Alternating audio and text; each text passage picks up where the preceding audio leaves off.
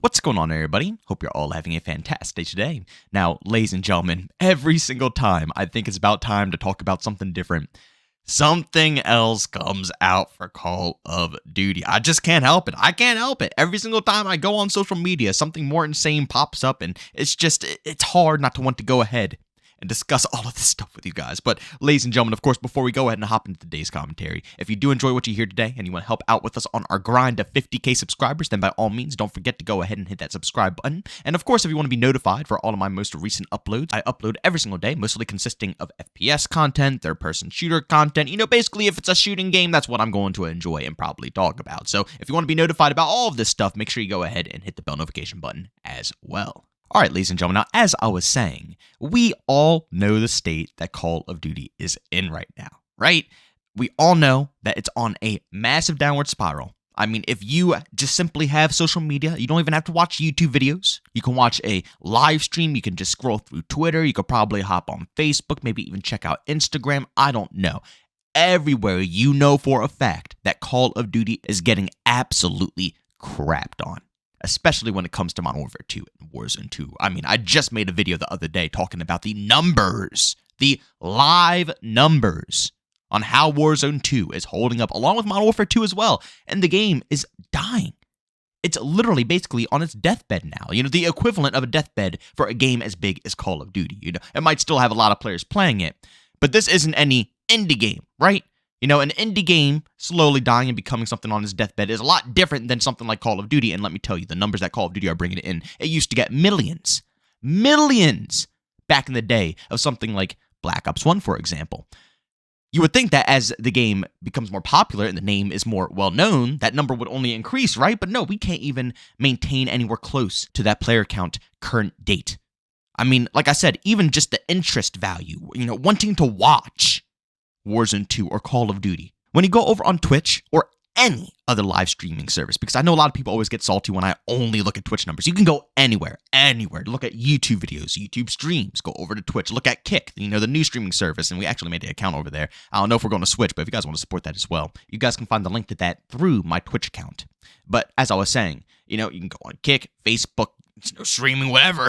You can go anywhere and literally see that the numbers are done. Nobody is showing interest in this game. Nobody wants to watch it, and at the same time, nobody wants to play it. For the first time ever, Warzone is getting less players watching than the actual multiplayer experience. The actual multiplayer, I mean, even games like The Cycle Frontier. That was a game I actually reviewed a while ago. I'm kind of shocked how good it's doing, to be honest with you guys. It was another extraction mode that, I got a little interested in, but I never completely pushed and kept playing it. I always fall back to my arcade, FPS games like Call of Duty, for example. But even that game is outshining Warzone over DMZ. DMZ is a part of Warzone. If you're streaming in the same category, if you're streaming DMZ, you're probably streaming under Warzone, and even they can't compete. You would think at this point in time, it would be so obvious to Activision at what the problem is. You think that it would be no possible way for them not to be able to see. Like I said, you just have to go on social media, and that's all you will ever witness. So it's impossible. It's impossible. Even if their social media manager hops on, they will see the direction Call of Duty is taking. But they still don't act. They're blind to all of these situations. Look right here, ladies and gentlemen.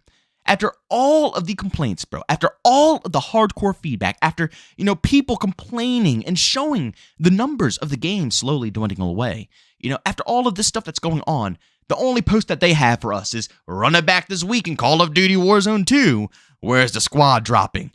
And what's even funnier is that FaZe Swag comes out and completely ratios the main Call of Duty page.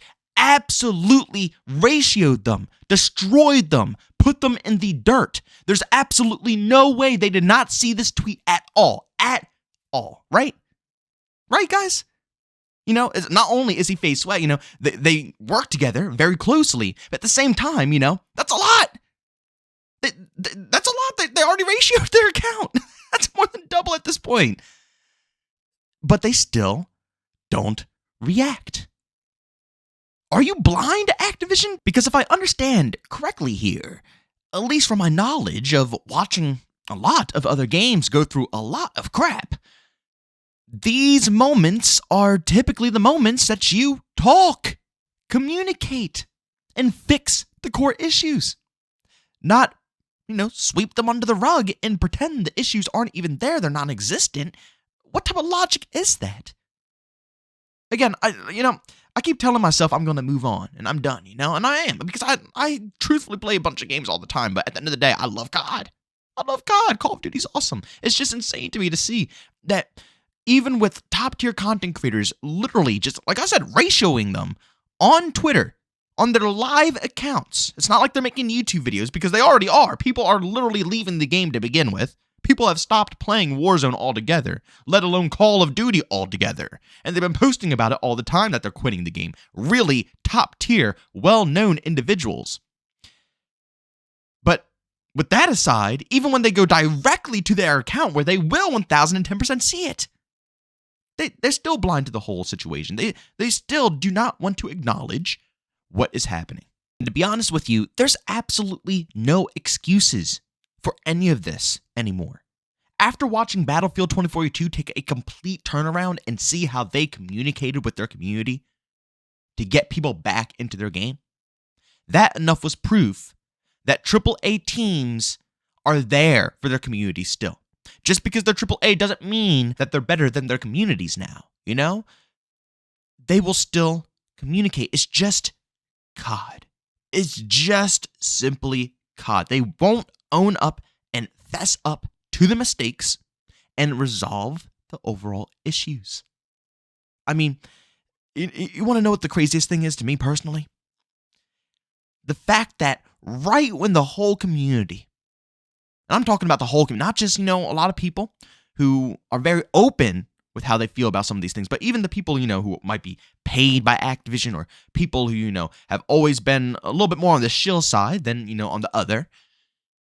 Even they are coming out and completely agreeing with absolutely everything that's going on here. Honestly, I have never seen the Call of Duty community more united than right now. I truthfully haven't, and we are a pretty split bunch. I was actually going to make a commentary about how split we are. I was going to save that for another one, but it's true. We are extremely split, and that's, what happens when you have a game that's so popular. But for the first time ever, this seems like, we are finally connected as one. And it feels phenomenal. It really does. It truthfully does. It's cool to see. But like I said, it was crazy to me that after, all this stuff comes out about how the numbers are just dying, and all, like I said, the top tier creators are saying, the first time under 90,000 players, and we're looking at the current player count, we're watching it on a huge decline, everybody's talking about it, everybody's discussing it, everybody's telling, why things are going bad. Isn't it funny that the literally, the day after this stuff happens, they instantly get the 10v10 playlist back into the mix. They instantly add in Shipment 24/7 back into the mix. They instantly get back everything the community has been asking for to make the multiplayer a little bit more replayable. Not listening, obviously, to the core feedback, but like I said, the game modes and stuff, the fun game modes that people enjoyed out of that game. It's typical Infinity Ward to always strip them and remove them and keep them away forever. But once the community started complaining and saying, this game is done, it's toast, everybody across the board was saying this, then these gamers magically come back in. Now, again, it could just be, a coincidence, good timing, but honestly, I really do think that was just, a hot fix right there, man. They plopped that sucker right down the second they saw everybody just getting up and leaving. They knew what they had to do. They had to get back the game modes that people were going to play the most, so they can at least get a little bit of playtime going on within this game. But it kills me, because instead of owning up to what they did wrong, they just continuously do it. It's not all the, like Treyarch, for example, they always kept in Nuketown 24/7. That was always in Black Ops Cold War. I think they took it out once, and they instantly learned from their mistake how mad the community got, and just never did it again for the rest of the life cycle. There's no need to remove it. There's no need. Why? Why bother? It's not going to mess with the play times or anything, or, the queue times at all. It didn't affect it in Black Ops Cold War, so it wouldn't affect it in Modern Warfare 2. But they want to do these things. They want to switch these things around. And instead of fessing up, saying, that might have been a really bad move, taking away the only game mode that people wanted to play, aka 10v10. If you guys haven't tried 10v10 in Modern Warfare 2, honestly, it's pretty darn good.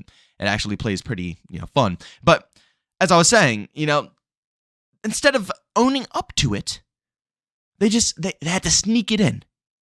That to find a way to just brush it into the picture without affecting their egos. They cannot own up that they did anything wrong. We're just going to make it seem like a coincidence. Like, oh yeah, Timmy Dunn's back again. Here we go. No, that was for a reason, 110%. Infinity Ward saw that crap, or Activision saw that crap, and behind the scenes, they're talking. They know. Like I said, it's impossible not to see. It just hurts to see that they won't acknowledge anything. If they were open to acknowledging their community, I guarantee that people would come back. Even Battlefield 2042, again, it's hated on. Crazy, till this current day, And it's understandable. If you played from day one, the game was really bad, even though now it's better. But the point I'm trying to make here is that it's a game of trust. You have to win people's trust back. It's not going to be an overnight process of getting all these people back. You are going to have to fight for them. You are, and that's what DICE did. And slowly and surely, they're growing their player base to something that's a lot better. Call of Duty can do the same, but it's not going to happen unless they start acknowledging the problems.